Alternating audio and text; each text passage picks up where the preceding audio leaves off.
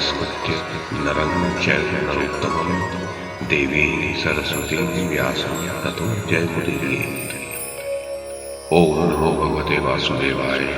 ओम नमः पितामहाय। ओम नमः प्रजापतिभ्यः। ओम नमः कृष्णद्वैपायनाय। ओम नमः सर्वविघ्नविनायकेभ्यः।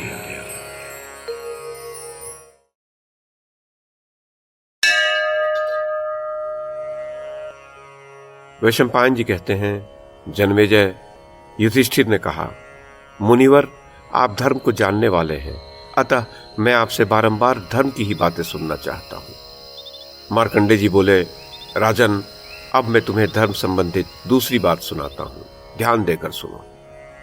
ब्राह्मण का स्वागत करने से अग्नि, आसन देने से इंद्र, पैर धोने से पितर और उसको भोजन के योग्य अन्न प्रदान करने से ब्रह्मा जी तृप्त होते हैं।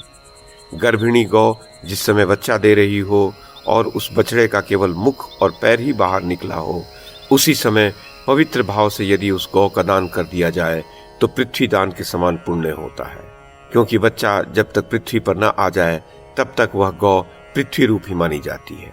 उस गौ और बछड़े के शरीर में जितने रोए होते हैं उतने सहस्र युगों तक दाता स्वर्गलोक में प्रतिष्ठित होता है।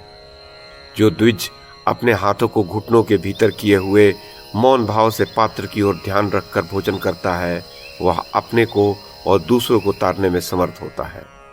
जो मदिरा नहीं पीता, जिनकी जगत में निंदा नहीं होती और जो प्रतिदिन वैदिक संहिता का सुंदर रीत से पाठ करते हैं, वे ही तारने में समर्थ होते हैं।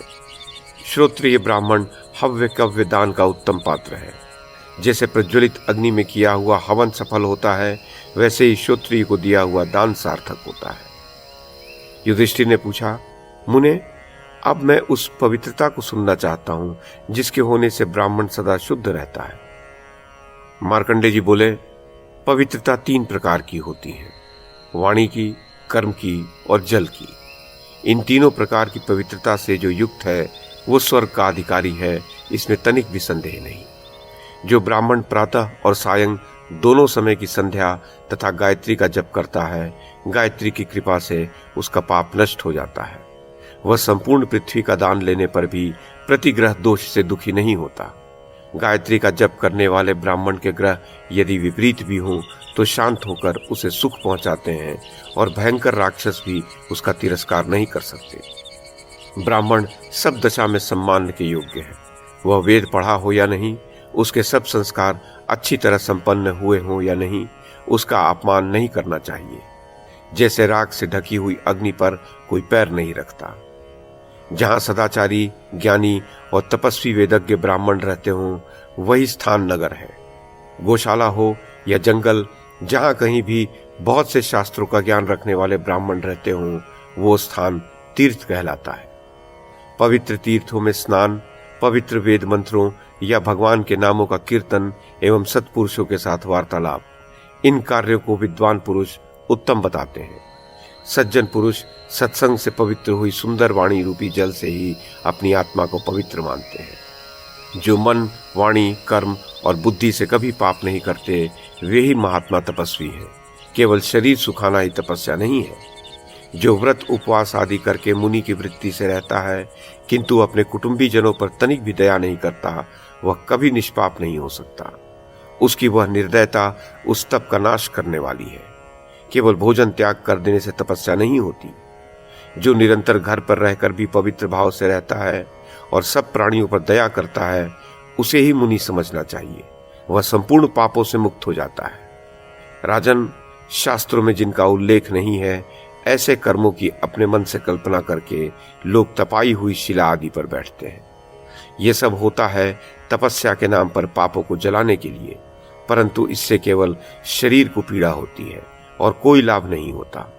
जिसका हृदय श्रद्धा और भाव से शून्य है, उसके पाप कर्मों को अग्नि भी नहीं जला सकती। दया तथा मन, वाणी और शरीर की शुद्धि से ही शुद्ध वैराग्य और मोक्ष प्राप्त होते हैं। केवल फल खाने या वायु पीकर रहने से तथा सिर मुड़ाने, घर छोड़ने, जटा बढ़ाने, पंचांगनी तपने, जल के भीतर खड़े रहने या भूमि पर शयन करने से ही मोक्ष नहीं मिलता। ज्ञान अथवा निष्काम कर्म से ही जरा, मृत्यु आदि सांसारिक व्याधियों से पिंड छूटता और उत्तम पद की प्राप्ति होती है।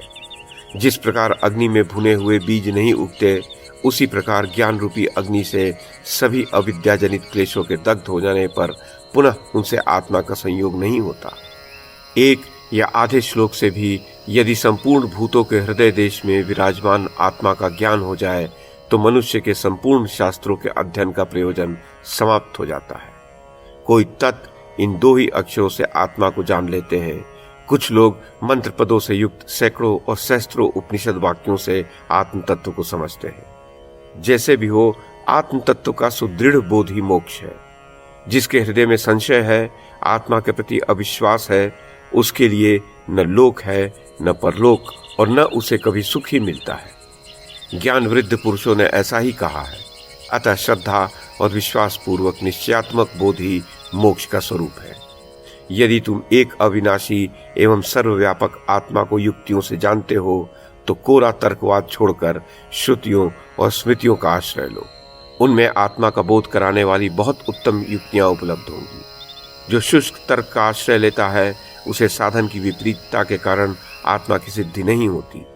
अतः आत्मा को वेदों के द्वारा ही जानना चाहिए, क्योंकि आत्मा वेद स्वरूप है, वेद ही उसका शरीर है। वेद से ही तत्व का बोध होता है। आत्मा में ही वेदों का उपसंहार या लय होता है। आत्मा अपनी उपलब्धि में स्वयं ही समर्थ नहीं है, उसका अनुभव सूक्ष्म बुद्धि के द्वारा होता है। अतः मनुष्य को इंद्रियों की निर्मलता के द्वारा विषय भोगों को त्याग देना चाहिए। यह इंद्रियों के निरोध से होने वाला अनशन दिव्य होता है। तप से स्वर्ग मिलता है, दान से भोगों की प्राप्ति होती है, तीर्थ स्नान से पाप नष्ट होते हैं, परंतु मोक्ष तो ज्ञान से ही होता है, ऐसा समझना चाहिए।